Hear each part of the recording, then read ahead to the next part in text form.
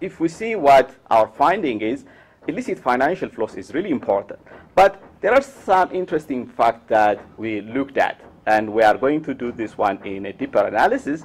But what you see, when you take the illicit financial flow to a ratio of GDP, the figure is really, it gives a different picture. Countries with huge economic size, like South Africa, you'll see the illicit flow is very minute number. And for smaller countries, you see that one be growing. One can say that it could be a simple, again, statistical kind of noises. That is, poorer countries, they don't have a good statistical capacity. So because they don't have a good statistical capacity, their data will be of poorer quality. And as a result of that, the mismatch in the trade data could be really huge. And you might find a huge, or the financial flows could look like a really serious problem. This is one hypothesis that, a possible hypothesis that one can raise.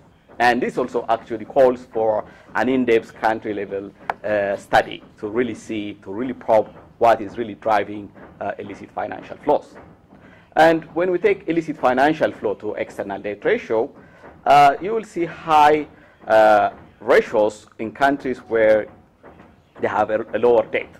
So basically, some say that there is some kind of revolving door effect. That is, the debt comes here and then it goes in the other way. So the illicit financial flow to external debt is high. But there is also another caveat to this type of analysis. When you take illicit financial flow to external debt, those countries who are doing really good have lower external debt. And because they have lower external debt, the illicit financial flow might appear really big. And when we also take it with official development assistance, the illicit financial flows seems to be really not that much important. But this kind of taking it as a ratio, taking it at this and that ratio, normalizing it, really could hide some kind of structural features in the economies. So one should be really careful when we look at these figures. So what's our conclusion, or what did we find? Basically, illicit financial flows were the main driving force behind the drain of resources from Africa. The figures are those that you have heard, between 1.2, 1.3 trillion in real terms in 30 years period between 1980 and 2009. And the outflow is dominated by Sub-Saharan Africa, and from Sub-Saharan Africa, the West and the Central Africa has the highest share. I think I have time, right? Mm-hmm. Now, we have a lot of some policy implications that we discussed in the report. The policy implications are not per se derived from our analysis of the country things, but these are a kind of the general accepted kind of policy prescriptions. As Professor Lyons was saying yesterday, it takes two for tango. There should be a recipient somewhere else for the money to go. So basically, restricting absorption of illicit finance is one important element. But amazingly, there is no, as such, an in-depth study on the absorption side.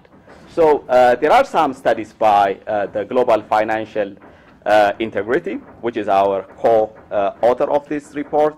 According to their figures, developed country banks hold a significant proportion of illicit funds, ranging from 46 to 67% of the money that goes out as illicit finance ends up in the developed country banks. And they have also done another estimate, the proportion of illicit funds in developed country banks, that is, they have done illicit vis-a-vis licit fund. It ranges between 20 to 72%. That means like we have a good recipient somewhere else. So it really takes two for tango. We have to really address both the demand side and the supply side of it. So that is one important element that we are flagging. So basically, we really have to know the absorption side of the story. That is what we don't know. So that's one work that we are envisaging to do in the near future. So the usual promotion of transparency in financial system, automatic exchange of information, these are the things that has been mentioned yesterday. In terms of curtailing illicit financial outflows, the report lays out two kind of policy prescription depending on the nature of the economies. For resource-rich countries, mostly it is related to the management of natural resources. So the way the natural resource is managed can have a serious impact in terms of curtailing illicit financial flows.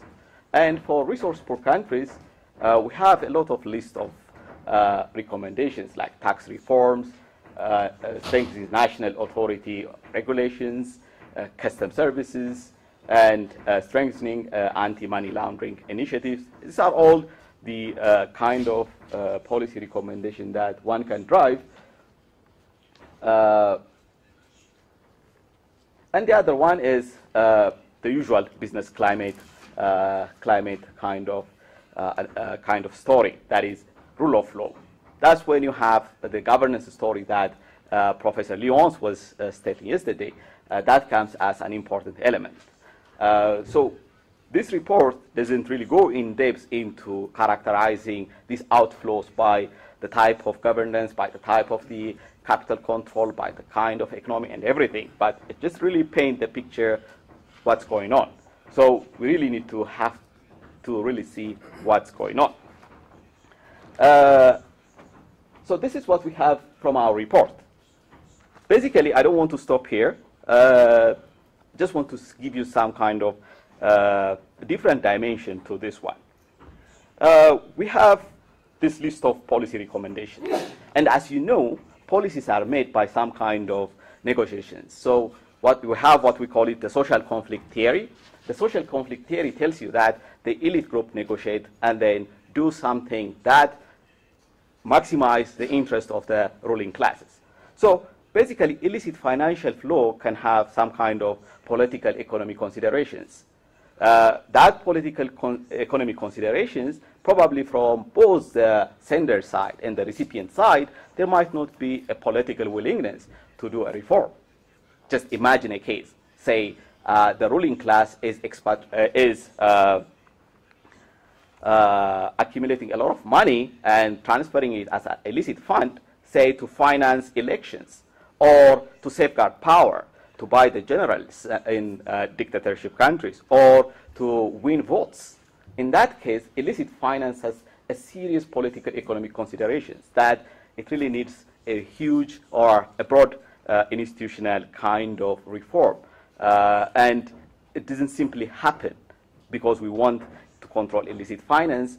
The states, both recipients and senders, might not do some kind of political reform. So that is one consideration that we have to put at the back of our mind. And the other one is, what is a counterfactual? The counterfactual is what Professor Lyons was presenting yesterday. That is, if the capital had not flown out of Africa, capital would accumulate by this much, and capital accumulation has a positive contribution on growth, and that positive contribution in growth has an effect on poverty. But I want to tell you one anecdotal evidence that necessarily controlling this type of things might not be really good. This kind of anecdotal evidence, probably you might have heard about the Chinese, the great smuggler, Lei Changxin. He is one of the greatest smugglers. He smuggled something like $6 billion from Hong Kong to China. He came to Fujian province as poor. He was illiterate. He didn't have any money, and he started his business in the 1980s. In 1990, he was a millionaire. In 1999, he was a billionaire. And actually, in 1999, he went to Canada asking for asylum because he has a fear for his life. And in 2012, he went back to jail because of the extradition agreement between Canada and China that Mr. Lei will not be prosecuted or will not be sentenced to death.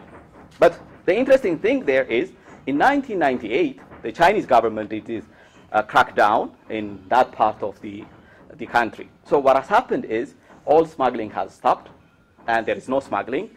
And in terms of the recorded import from Hong Kong to China, the recorded import increased by 10%. It's a very good news. But the bad news is exports have gone down by 12%. The reason is Mr. Lei was feeding the local economy cheap import, cheap raw material. That's what made that region really competitive. So we don't know the counterfactual even for us. Probably capital flows, these illicit financial flows, might be sponsoring some kind of raw material import to countries that have a serious capital control. So we really have to look inside to our own, what is really driving for capital outflows. Without that, we cannot really respond. Basically, if you control everything, there is no import coming, and you can have a negative consequence. So basically, we don't really know the counterfactual. So our knowledge of capital flight or illicit financial flow is very limited in terms of the counterfactual. Leonce's counterfactual is one. Here, I can give you another counterfactual, possible counterfactual. So this is a kind of thing that we really think going forward. And the other one is the world is evolving. The world is evolving. Now, Bitcoins is coming, and the Bitcoins is a simple cryptocurrency that doesn't have any existence except in the virtual world. You can really transfer any money anywhere. Now, there is even a better version of it, Zero Coin. That is another new invention that it's untraceable. Probably Melvin know how to trace it, but it's perfectly untraceable. So this is a kind of new innovation that's coming, and we really have to prepare for that. And at the end of the day, what really matters is we should really design an economic incentive to reverse illicit financial flows. That is where our battle should be. It's not about the controls, it's not about this and that. Actually, it should be based on some kind of economic incentives to reserve this kind of financial flows. I stop here. Thanks for your attention.